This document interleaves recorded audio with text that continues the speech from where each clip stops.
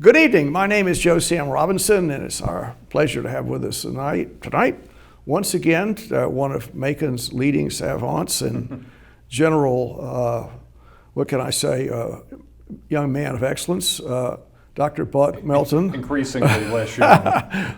It's nice to have you with us tonight, Buck. Glad well, to be here, so. You're something of an expert on many issues, but one of them that you follow quite closely is the machinations of the Supreme Court. And there's been many important Supreme Court decisions which have attracted a lot of attention recently. But one that may not have received as much attention is the Bremerton case. Did I say that correctly? Yep. And maybe you can discuss this. I believe this involves prayer. Yes, Kennedy versus Bremerton School District, which I think in any other year it would have been getting some really massive play, and it's certainly gotten attention this year. But this last month, everything has been overshadowed by the Dobbs abortion decision. So, yes. The Kennedy decision, which I think is going to be very important going forward, has gotten a bit of short shrift. It involves the perennial tug of war between the First Amendment's Establishment Clause and the Free Exercise Clause. I constantly have to point out to students and to other people who keep on going back to this hackneyed phrase, separation of church and state, that phrase does not appear anywhere in the Constitution. There are 3 different religion clauses, one in the original Constitution and 2 in the First Amendment. But separation of church and state does not appear there. The Establishment Clause has been taken to mean that government cannot officially establish a church or establish a religion or favor one religion over another. It's supposed to be neutral with regard to religion. Now, this wasn't manufactured by the Supreme Court, was it? This particular separate. No, this is textual. The separation of church and state and how that's gone into the American culture. This was clear cut enough. There was never any dispute about the role of religion and how the government supporting this religion. There's been a lot of discussion over the years. Yes. Well, there has, and there's been a lot of discussion. The phrase separation of church and state, and the court has used it, but has also often been critical of it as well.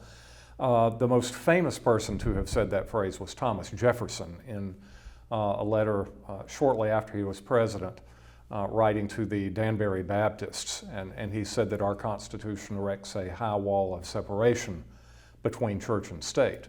And then the court took that many decades later. Was he trying to cheer up the Baptists? Did they need a little extra help from Thomas Jefferson? Or no, they seem to be doing fine. He was writing with some approval yes. to them.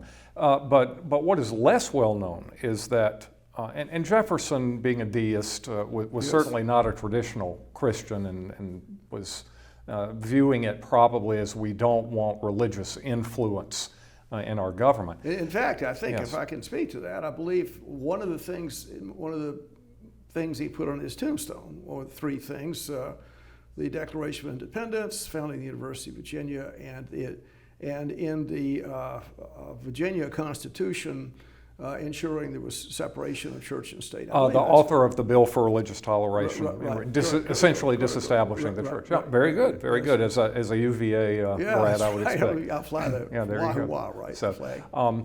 What is less well known, though, is that Jefferson plagiarized this phrase from Roger Williams, who is, of course, the founder of Rhode Island. Another one of those Baptists that seem to turn up episodically. Yes, but the very interesting thing about that is that when Williams used the phrase, and I'll give you the whole context, he said that that we should establish a high wall between the garden of the church and the wilderness of the state.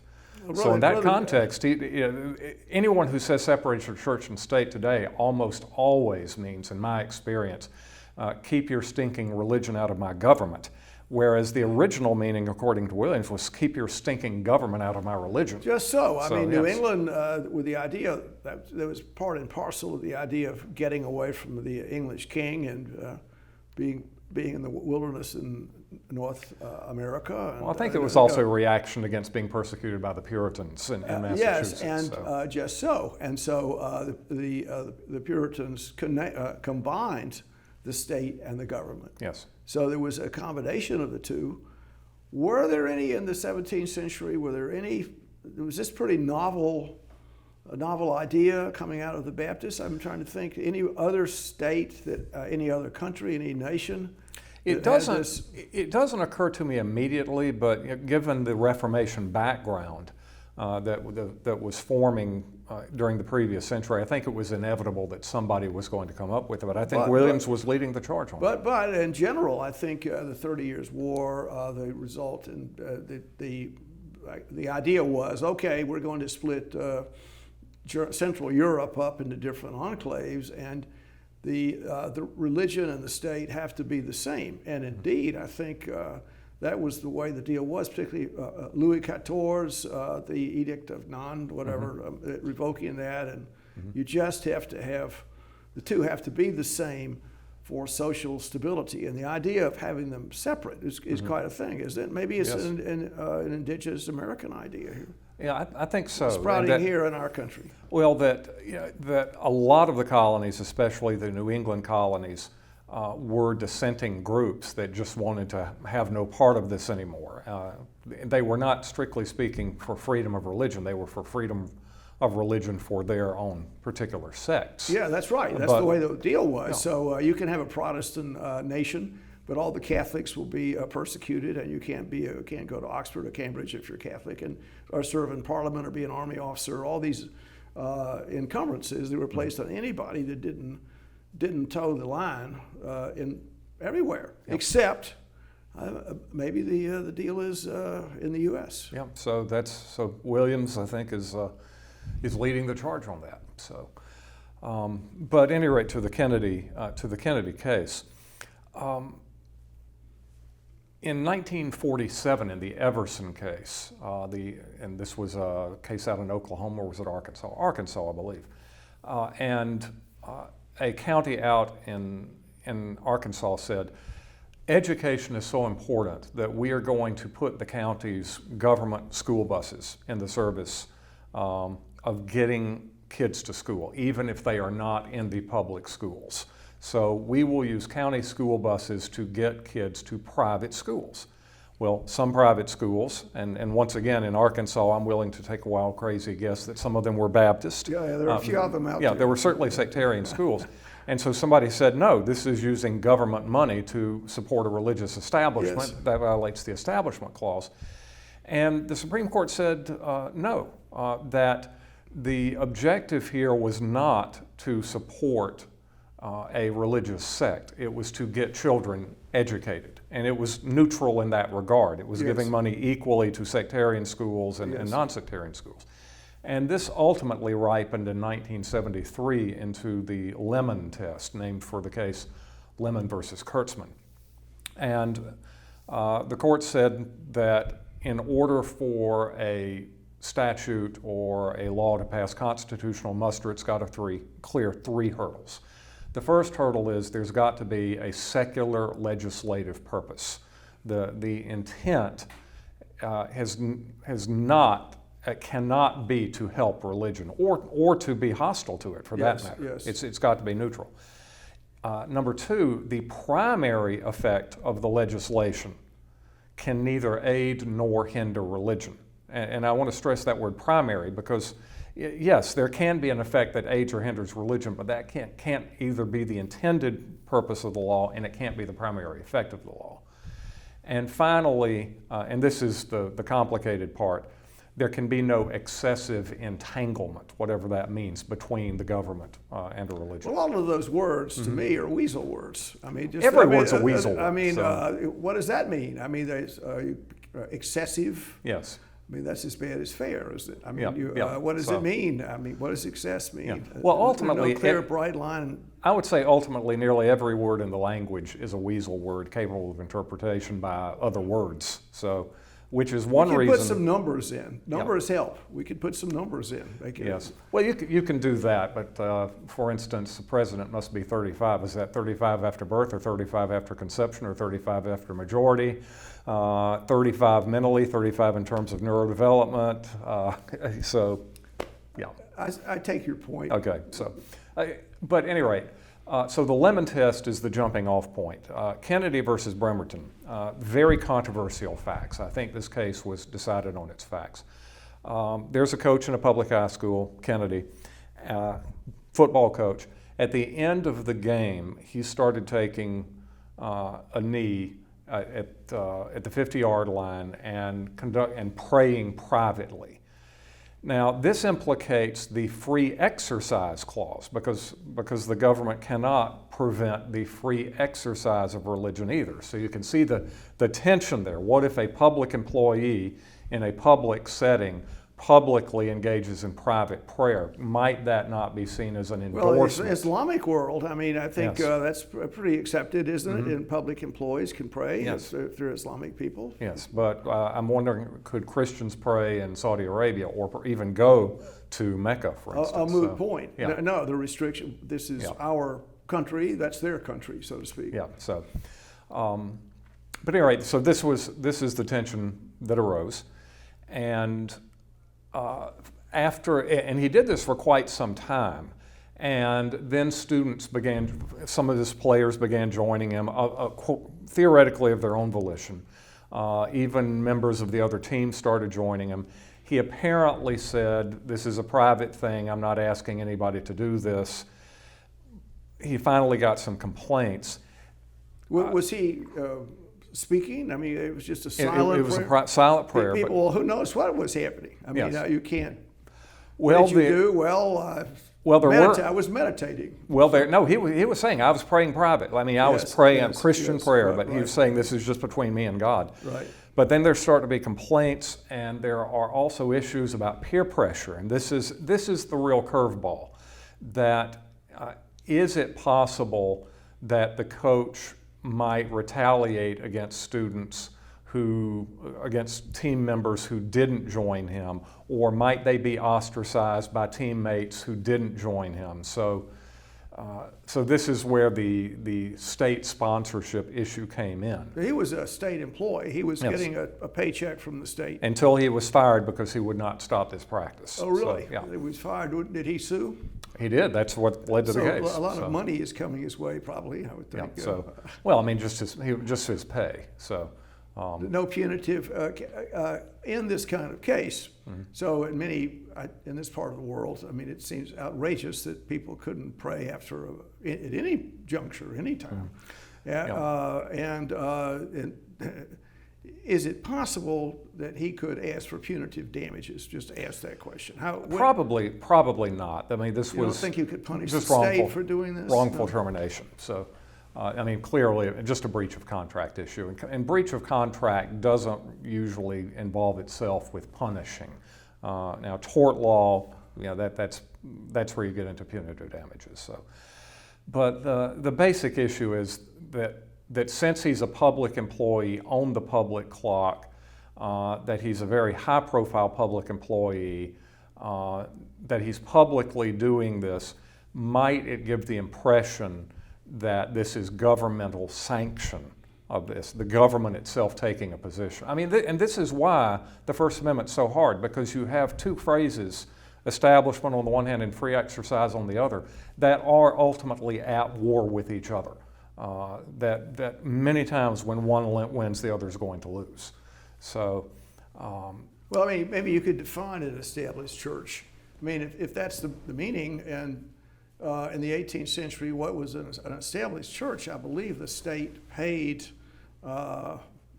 the ministers of the state church and punished the people that didn't enter into those arrangements. Well, let's go back. An establishment church in the 18th century certainly had pretty much a bright line definition.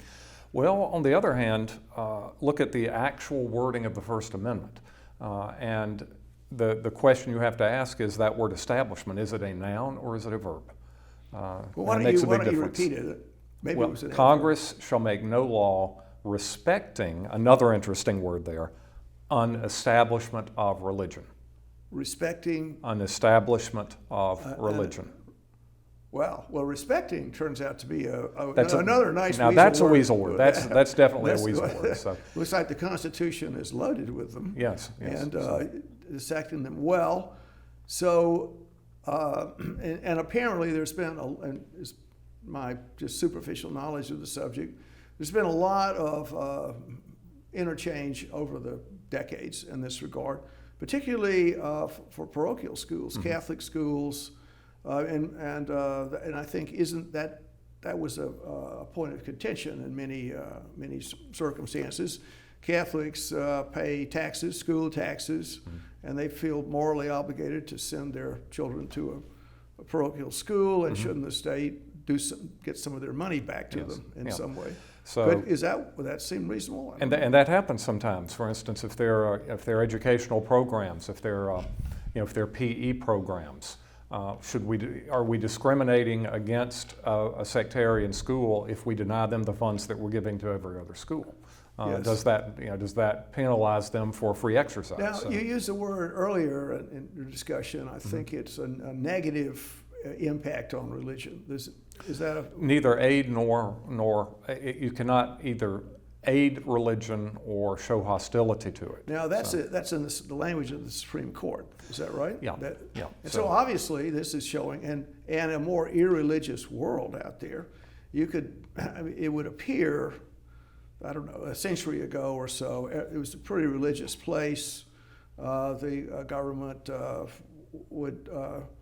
could, in some ways, backed away from religion. It was so powerful, there was no question of the government having the ability to do anything bad to Christian religion, I think. And now the shoe is kind of on the other foot. So maybe religion needs a more benevolent attitude. Is that what the Supreme Court was saying on this, or comments? Apparently so. And although I'm not, I've read the opinion, but I'm having trouble figuring out what this new rule is. The Supreme Court, by one of these close majorities, actually overruled the Lemon Test, which dates back to approximately the same time. I think I said 73. The Yes. Lemon Test may be 71, but early Right, 70s. right. 73 was Roe versus Wade. It threw out the Lemon Test. The court said this test has been too difficult, it's been too complicated, which Right. many justices have been saying that for some time. I personally don't see that. Well, yes. But they threw it out and they replaced it with language that essentially is a very originalist language, that traditional practices that would have been acceptable at the time of the founders are acceptable today. And this fact of this private prayer, and the Supreme Court said, I think somewhat disingenuously, is that the Establishment Clause and the Free Exercise Clause work together. And so we have to find a mutual accommodation here. This guy, it's a private prayer, and he's allowed to do that. And the dissent pointed out, you're ignoring the whole issue that he's on the clock, that he's high profile, that there is peer pressure involved if you know anything about teenage guys in a team sort of relationship.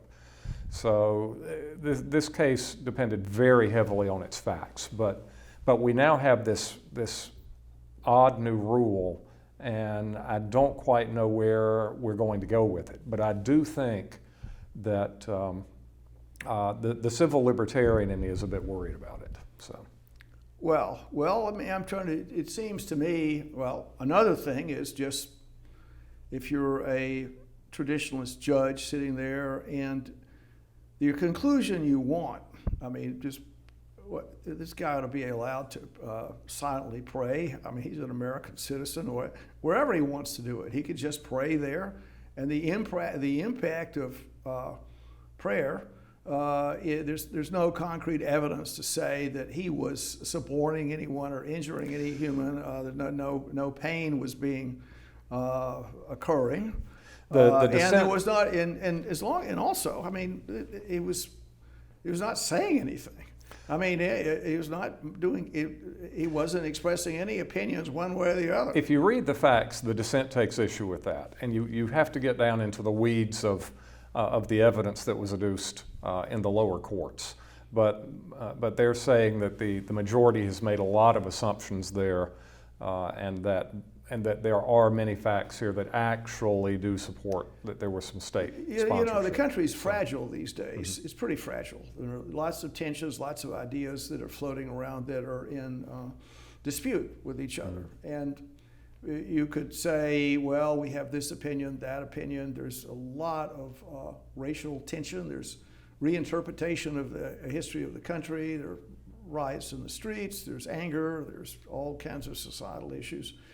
This would appear, I mean, just if in fact this coach had been punished for and lost his job, and the Supreme Court said, yeah, that's fine. You can't pray you can't silently pray in public because you're a school official or something, and your career's been injured or ended by this event.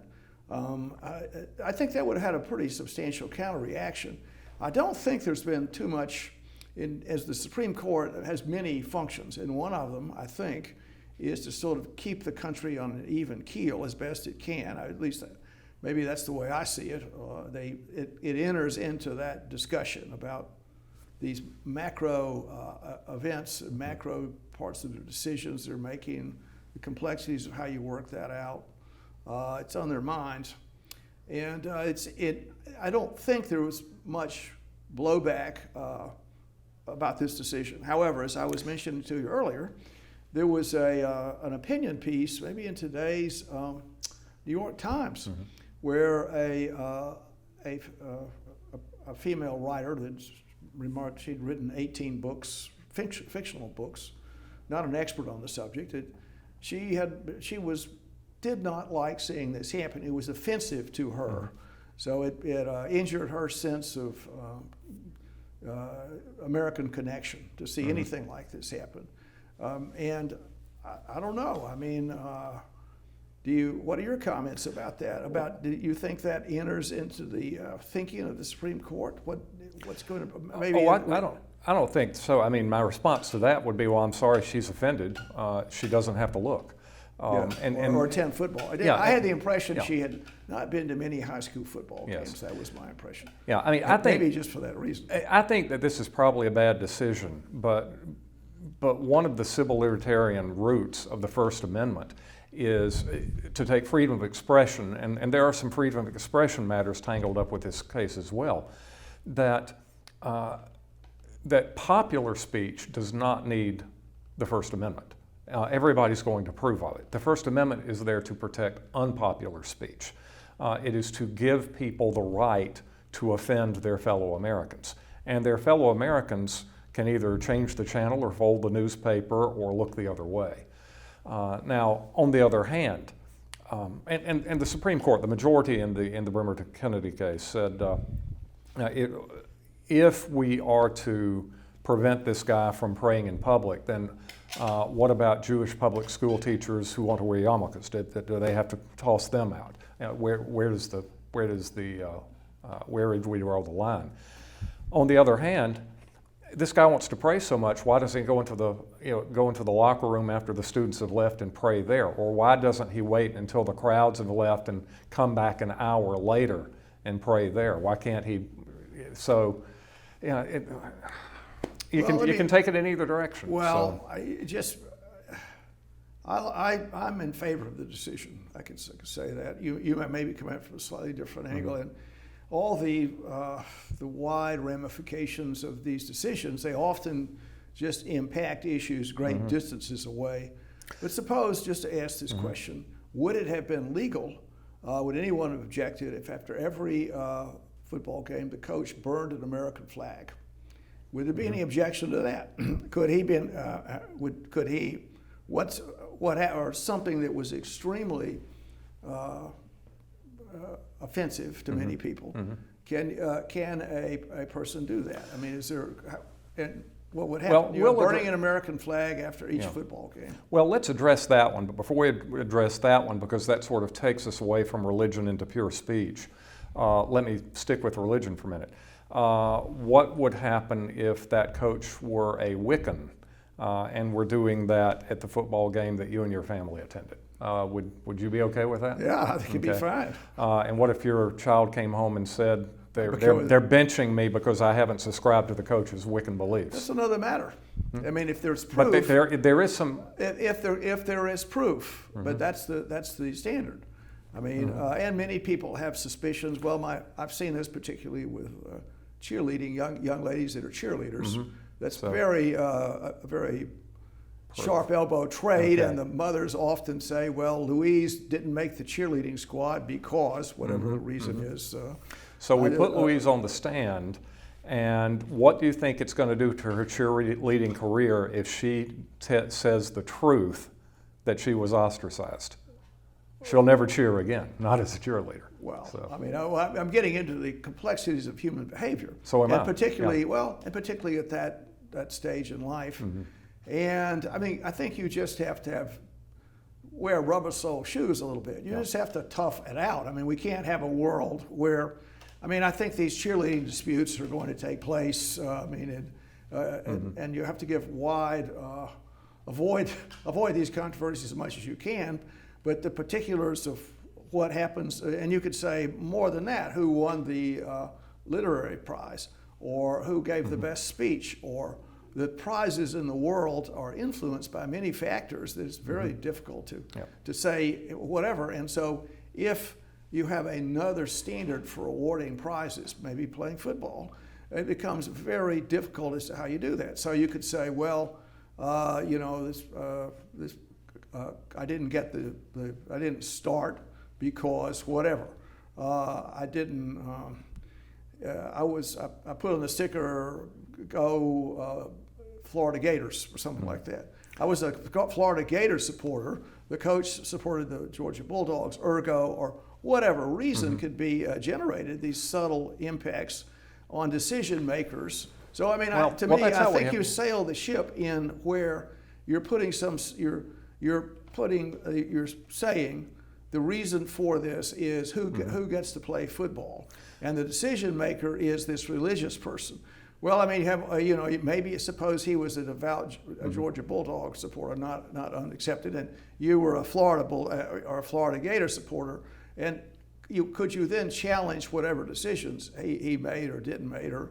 Well, not on that ground, but the point that I'm trying to make is that the evidence at this trial suggests that he was deliberately pushing the envelope as hard as he could to try to do this. It wasn't just innocently trotting out there and when nobody's looking and kneeling and praying.